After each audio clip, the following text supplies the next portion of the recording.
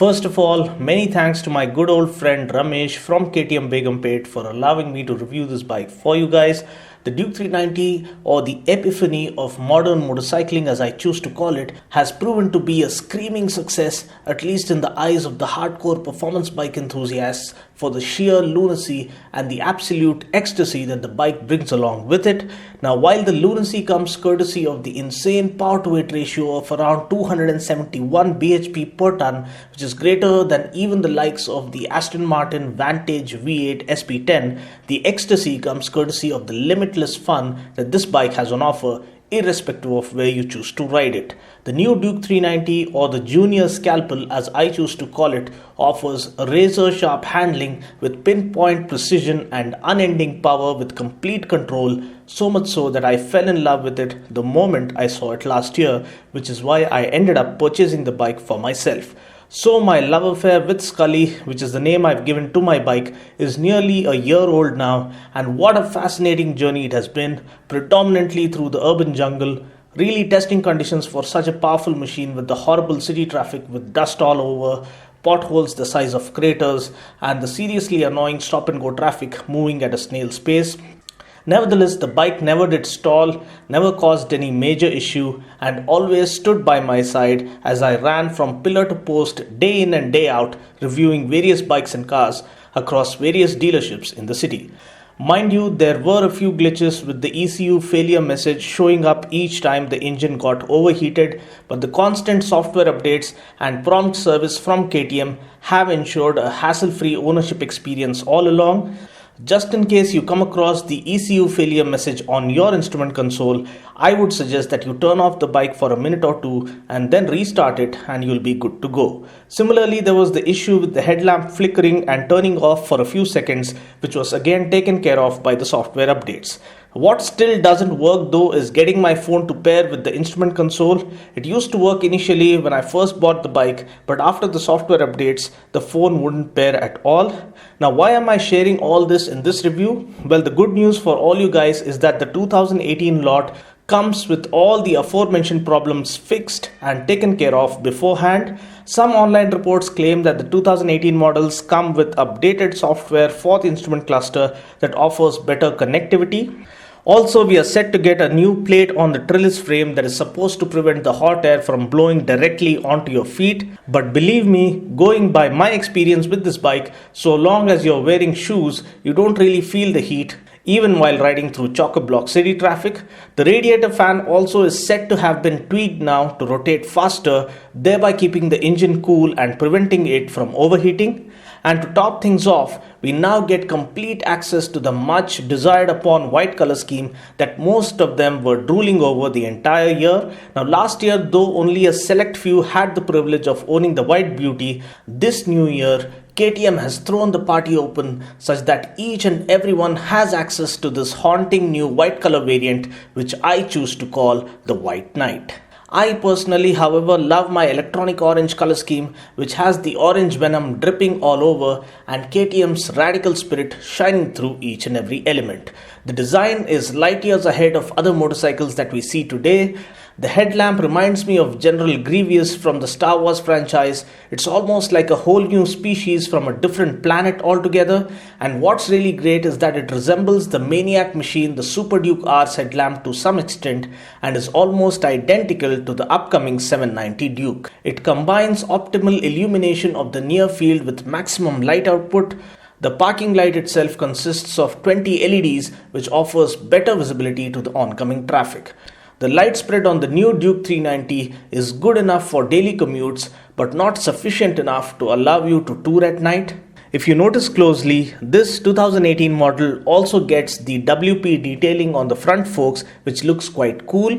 Now, coming to the profile, the tank gets a sharpshooter design, which along with the sleeker tail section allows the bike to cut through the air like a sharpened arrow. The state-of-the-art lightweight steel trellis frame painted in orange and white looks radical and new age.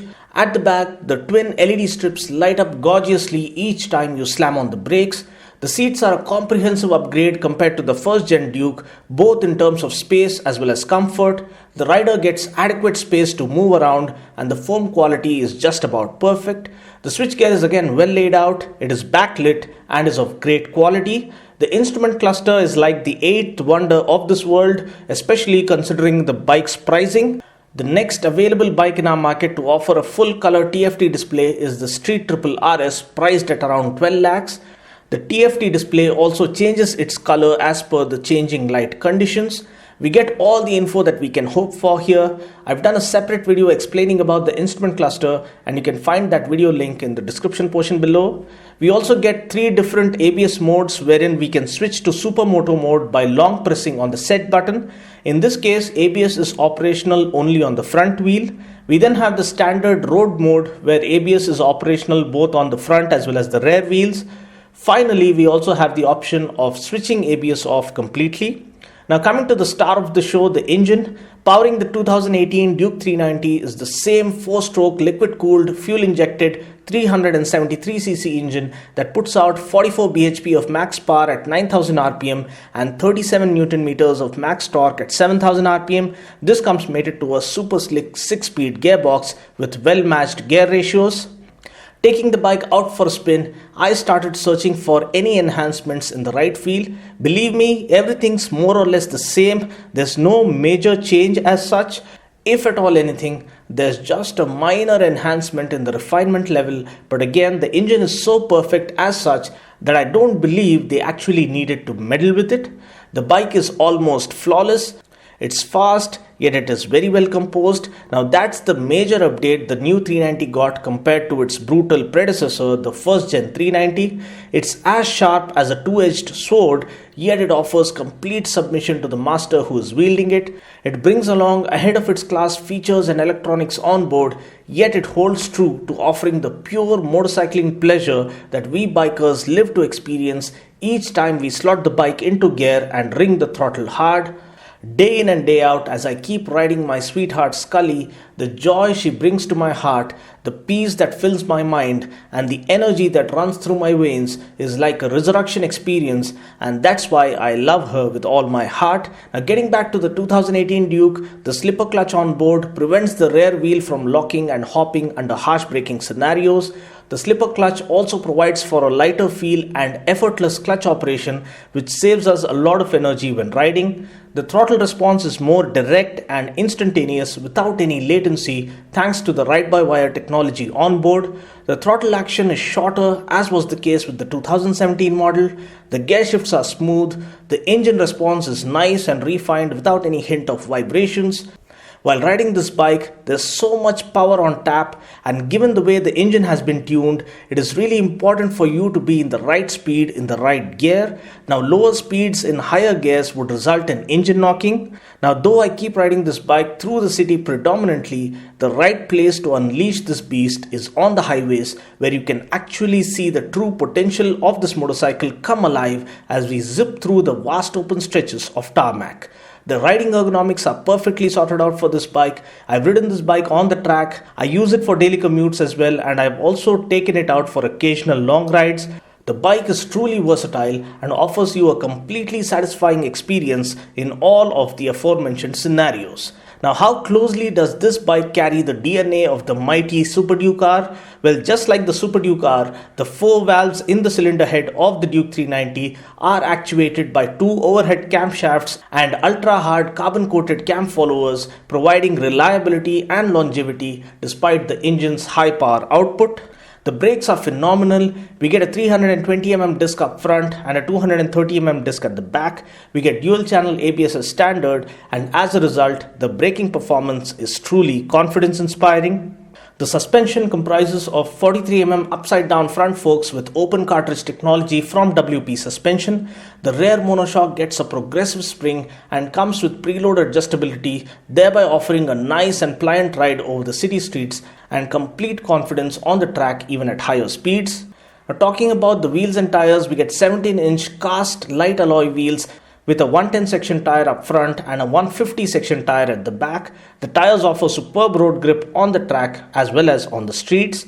Ground clearance is 185 mm, more than sufficient to clear the speed breakers on our road. Seat height is 830 mm. Now I'm 5 feet 6 inches tall, but I've never felt out of sorts riding this bike. Also, I believe this would be comfortable to people who are over 5 feet 6 inches tall. Tank capacity is 13.4 liters, which is not all that bad. Mileage wise, I'm getting 25 kmpl in the city, which is not bad considering the kind of fun and power that this bike offers. Price ex-showroom Hyderabad for the 2018 Duke 390 is rupees 2,39,000, which is still very reasonable considering the kind of equipment, the kind of killer looks, and the kind of amazing performance that this bike has on offer. Well, that's pretty much it for now. I just hope you found this video useful. Until next time, this is Dino saying ciao. Take care, God bless, and ride safe.